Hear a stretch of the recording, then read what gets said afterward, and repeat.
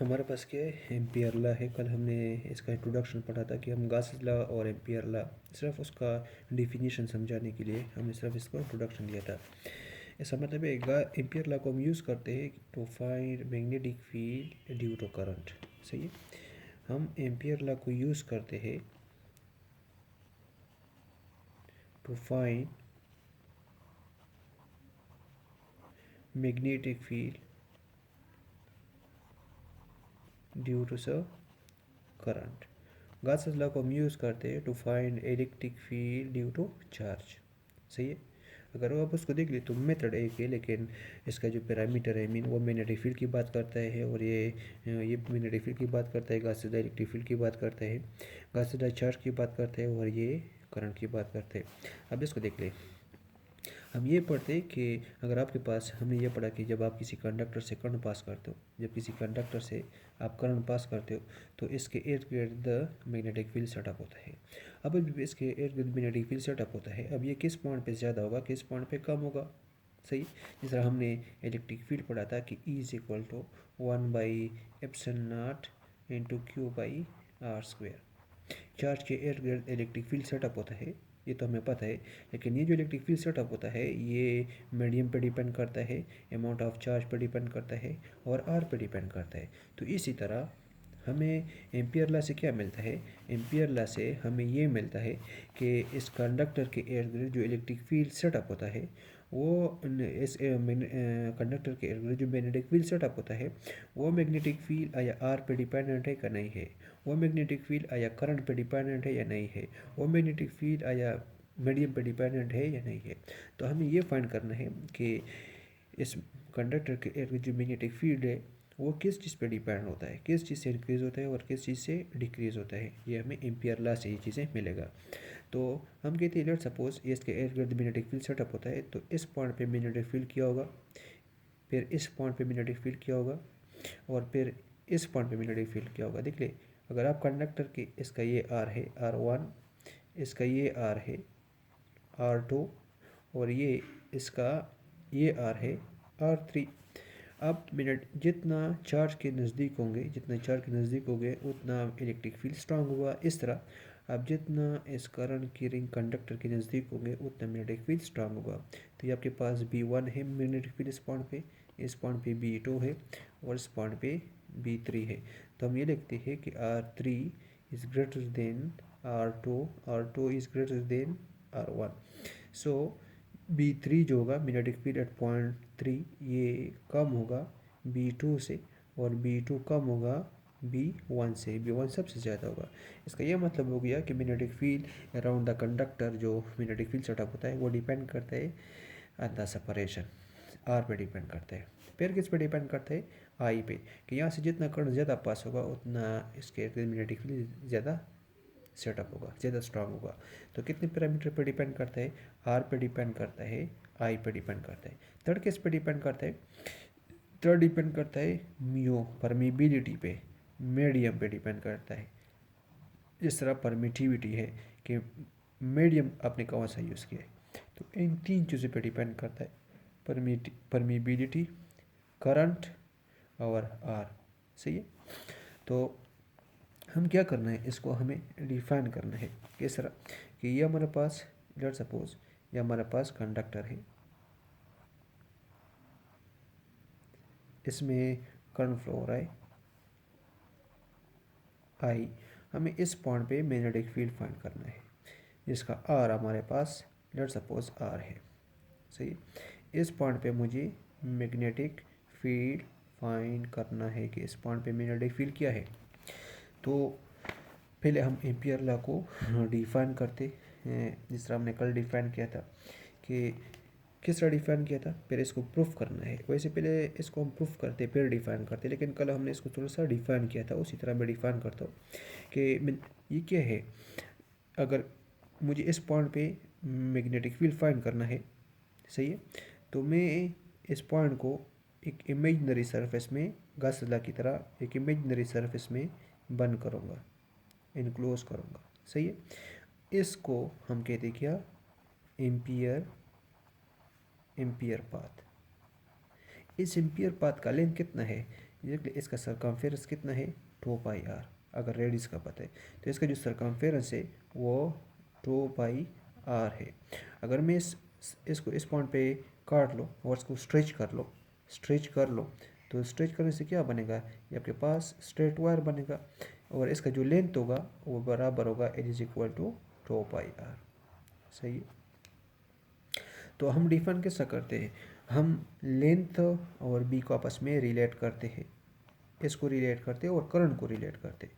तो हम डिफाइन करते हैं कि square product of B and length element किसका है, इस एम्पियर पाथ का, कि square product of B and length element L around a close ये पाथ इज इक्वल टू, इसके अंदर क्या है, परमिटिविटी मीडियम है, फ्री स्पेस है, म्यू नॉट मीन ये फ्री स्पेस है।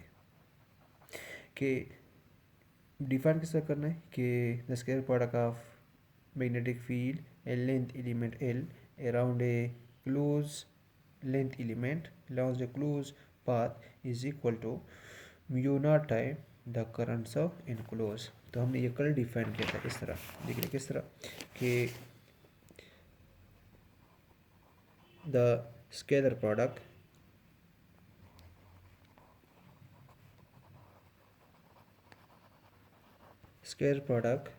of magnetic field B and length element L around a closed path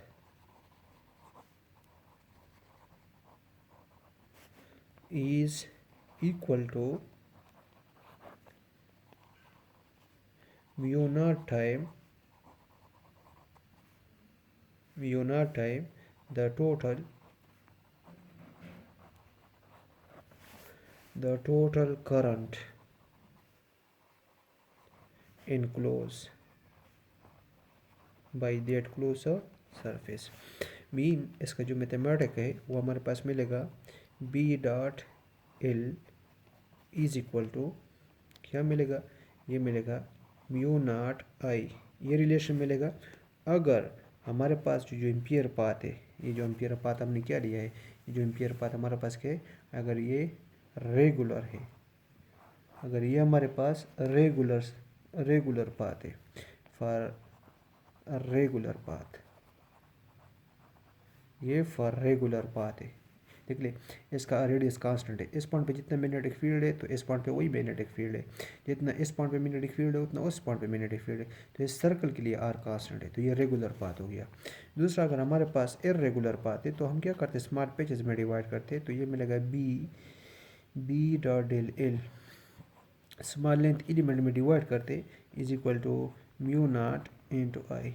ये किसके लिए है, फॉर इर्रेगुलर पाथ के लिए है। तो हम दोनों के लिए कर लेंगे, for regular and for irregular. सही, पहले हम क्या करते हैं, फॉर रेगुलर पाथ के लिए,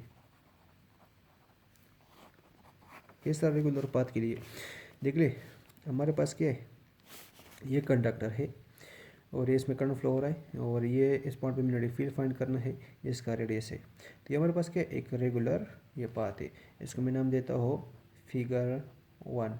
मैं फिगर 1 की बात करता हूँ, ये फिगर 1 है। तो हमने एक रेगुलर पाथ लिया है कि इस पॉइंट पे मुझे मैग्नेटिक फील्ड फाइंड करना है, तो हमने एम्पियर पाथ ले लिया, ये हमारे पास एम्पियर पाथ है और ये जो एम्पियर पाथ है ये इसका ये आर है और इसमें करंट फ्लो हो रहा है। तो फॉर रेगुलर पाथ क्या होगा, इस पॉइंट पे जो मैग्नेटिक फील्ड हमने पढ़ा कि इस पॉइंट पे जो मैग्नेटिक फील्ड ये डिपेंड करते हैं आर पे, डिफरेंट आर के लिए डिफरेंट मैग्नेटिक फील्ड होगा।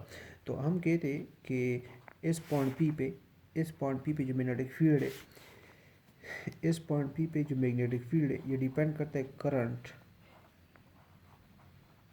Flow in conductor. इस कंडक्टर में जितना करंट फ्लो ज़्यादा फ्लो करेगा उतना इस पॉइंट पी पे मैग्नेटिक फील्ड क्या होगा, स्ट्रांग होगा। फिर हमारे पास क्या है, फिर हमारे पास है कि ये जो मैग्नेटिक फील्ड है ये इन्वर्सली प्रोपोर्शनल है आर के साथ। सही है, ये क्या है, सेपरेशन है, सेपरेशन बिटवीन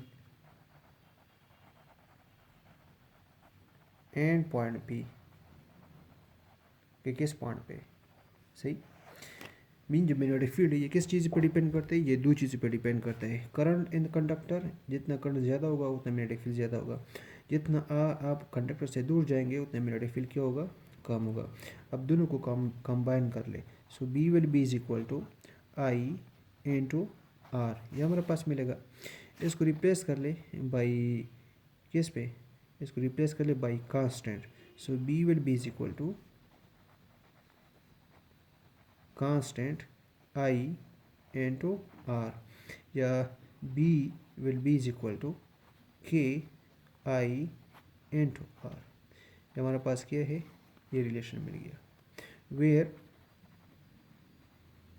आपने कॉलम में पढ़ा था कि के जो है ये बराबर है 4 पाई एप्सिलॉन नॉट, इसके बराबर है। लेकिन यहाँ पे जो के बराबर है वो बराबर है म्यू नॉट इनटू 2 पाई, सही है, इसके बराबर। ये मीन हम इलेक्ट्रिक फील्ड की बात करते हैं और यू मीन हम मैग्नेटिक फील्ड की बात करते हैं। ये परमिटिविटी ऑफ फ्री स्पेस है और ये परमिबिलिटी ऑफ फ्री स्पेस है। तो ये शो करता है कि हम मैग्नेटिक फील्ड की बात करते हैं या इलेक्ट्रिक फील्ड की बात करते हैं। तो के की वैल्यू हमारे पास इसके बराबर है। अगर हम के की वैल्यू पुट कर ले, so B will be is equal to mu naught, ये मिलेगा, divide by 2 pi into I into so R. तो ये हमारे पास एम्पियर लॉ हो गया। एम्पियर लॉ है कि अगर आपको करंट का पता है कंडक्टर में, उसका आर का पता है, you can find magnetic field at any point. लेकिन हमें तो ये प्रूफ करना है, ये चीज़ प्रूफ करना है, ये चीज़ प्रूफ करना है। तो हमारे पास क्या मिलेगा, अगर मुझे इस चीज़ को प्रूफ करना है तो B will be is equal to mu naught into 2 pi into I into R. So B, इसको इधर मल्टीप्लाई कर ले, सही है, into 2 pi R is equal to mu naught into I. ये क्या है देख ले, हम ये 2 पाई आर क्या है, ये सर्कल का सरकमफेरेंस है। 2 पाई आर ये सर्कल का सरकमफेरेंस है। अगर इस सर्कल को मैं काट लो, यहाँ से काट लो और स्ट्रेच कर लो तो ये स्ट्रेट लेंथ बनेगा और इसका जो लेंथ होगा 2 पाई आर होगा, सही है। आप इसको वापस बेंड कर ले तो आपको वापस सर्कल मिलेगा। इसका मतलब है कि b इज इक्वल बी और ये लेंथ ऑफ क्या है, ये लेंथ ऑफ सर्कल है, ये मिलेगा is equal to mu naught I. अब क्या मतलब है, हमने दो क्वांटिटी को मल्टीप्लाई किया, ये भी फिजिकल क्वांटिटी, ये भी मल्टीप्लाई किया। हमने दो क्वांटिटी को मल्टीप्लाई किया है और हमें रिजल्ट क्या मिला है, हमें करंट मिला है और ये हमारे पास क्या है, स्केलर है, सही है। तो अगर आप दो क्वांटिटी को मल्टीप्लाई करते हो, दो फिजिकल क्वांटिटी को मल्टीप्लाई करते हो कि वो आपको रिजल्ट स्केलर देता है, तो आपके पास कौन सा मल्टीप्लिकेशन होगा, तो ये कौन सा मल्टीप्लिकेशन होगा, ये आपके पास का मतलब है कि इन दोनों के दरमियान डॉट है। तो हम इसको इस तरह लिखते हैं कि B dot L will be is equal to mu naught into I. अब थोड़ा सा बात क्या हो गया, क्लियर हो गया कि हम जब दो क्वांटिटी को मल्टीप्लाई करते, दो वेक्टर को मल्टीप्लाई करते तो रिजल्ट में हमें क्या मिलता है, एक स्केलर क्वांटिटी मिलता है। इसका मतलब है स्केलर प्रोडक्ट है। सो हमने डिफाइन किया था कि scalar product of B and length element L is equal to mu naught time the total current in close, सही है। ये तो हमने किसके लिए प्रूफ किया, फॉर रेगुलर सरफेस के लिए। अब किसके लिए करना है, फॉर इर्रेगुलर के लिए करना है, इर्रेगुलर पाथ के लिए करना है। अब इर्रेगुलर पाथ के लिए किस तरह करना है, और एक बात सुन ले कि ये इक्वेशन ये तब वैलिड है, ये वैलिड है इफ़ बी क्या है, बी कांस्टेंट है और एल क्या है, स्ट्रेट है, स्ट्रेट एलिमेंट है, लेंथ एलिमेंट है, तब ये वैलिड है। अगर ये स्ट्रेट नहीं है तो ये वैलिड नहीं है। तो फिर क्या करना पड़ेगा, फिर उस स्ट्रेट एलिमेंट को स्मॉल पेजेस में डिवाइड करना पड़ेगा ताकि वो क्या कर ले, स्ट्रेट हो जाए। तो हमारे पास क्या है, लेट सपोज ये हमारे पास कंडक्टर है, सही है, और इसमें करंट क्या है, ये इसमें करंट फ्लो हो रहा है, ये इसमें हमारे पास इसमें करंट फ्लो हो रहा है, सही। और जब करंट फ्लो हो रहा है तो यहाँ से हमें क्या फाइंड करना है, मैग्नेटिक फील्ड फाइंड करना है। तो हमारे पास है मैग्नेटिक फील्ड क्या है, देख ले, हम कहते हैं लेट सपोज इसमें करंट फ्लो हो रहा है, सही। या तो हम करंट को इंक्रीज़ करते डिक्रीज़ करते, तो इस पॉइंट पे अगर हम करंट को इंक्रीज़ कर ले तो इस पॉइंट पे ज़्यादा होगा, फिर हम डिक्रीज़ करते तो इस पॉइंट पे कम होगा। Mean let suppose magnetic field क्या है, कांस्टेंट नहीं है। लेट सपोज हम ये पाथ लेते, इस तरह इर्रेगुलर पाथ लेते, तो इस पॉइंट पे आर, ये R1 है, तो इस पॉइंट पे आर क्या थोड़ा सा ज़्यादा, इस पॉइंट पे आर ज़्यादा, तो हर पॉइंट पे मैग्नेटिक फील्ड क्या है, डिफरेंट है। लेकिन जब हम सर्कल लेते तो हर पॉइंट पे मैग्नेटिक फील्ड क्या होगा, सेम होगा। तो इस पॉइंट, इसके साथ क्या करना है, तो इस पॉइंट पे मुझे क्या फाइंड करना है, मैग्नेटिक फील्ड फाइंड करना है। लेकिन इसमें क्या इन्वॉल्व है, अब ये तो स्ट्रेट पाथ नहीं है, BL, ये तो इरेगुलर पाथ है। और इसमें मैग्नेटिक फील्ड क्या है, हर पॉइंट पे डिफरेंट है, क्योंकि इस पॉइंट का कंडक्टर से जो डिस्टेंस है वो थोड़ा सा ज़्यादा है, अब इसका थोड़ा सा कम है, तो हर पॉइंट पे मैग्नेटिक फील्ड भी चेंज होता है, और हर पॉइंट पे लेंथ स्ट्रेट नहीं है। तो पहले क्या करना है, मैग्नेटिक फील्ड को कांस्टेंट करना है। मैग्नेटिक फील्ड को कांस्टेंट करना है तो इसको क्या कर ले, small del L length element में क्या कर ले, डिवाइड कर ले, सबको डिवाइड कर ले, इस तरह डिवाइड कर ले और हर लेंथ एलिमेंट के अंदर जो मैग्नेटिक फील्ड है वो क्या रहे, वो कांस्टेंट रहे। तो कहाँ तक डिवाइड करना है, इसको डिवाइड कर दे अप टू डेल एन तक। तो अगर